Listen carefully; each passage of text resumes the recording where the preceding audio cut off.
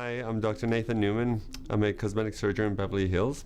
I met Randy and Wendy Lewis in 2009. Randy had a problem with his knee. He came to my office to get the stem cell treatment. We treated him, he got better, and while he was here, we started talking. He asked me what else I do with my technology or what else I do in my research, and I told him basically that we've developed this polypeptide technology that helps to heal wounds and improve the skin.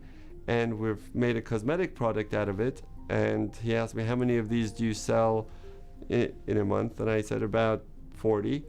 And he looked at me and goes, how would you like to sell 40,000? I said, sure. Randy and Wendy went home. 2 days later, they call me back and they say, okay, we've made a company called Jeunesse and we're going to sell your product. And the rest is history.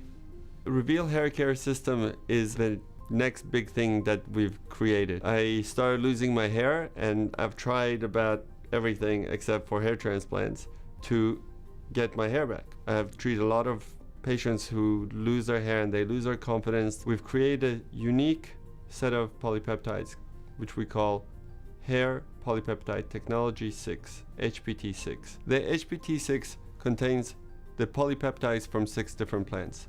The black seed, Indian gooseberry, curry leaf, shikakai, tulsi, and hibiscus. The Reveal hair care system consists of a shampoo, a serum, and a leave-in conditioner. The shampoo is to be used on a daily basis. The next product after the shampoo is the scalp infusion treatment. The scalp infusion treatment should be used on wet or dry scalp, not in the shower. You should use it twice a day, uncap it, and apply it to the scalp, 2 to 3 pumps, massage it in, and leave it on the scalp. After that, you want to put on the leave-in conditioner. The leave-in conditioner is sprayed on to wet or dry hair, and then you can style your hair and you're done. The Reveal hair care system is designed to be used for men and women alike.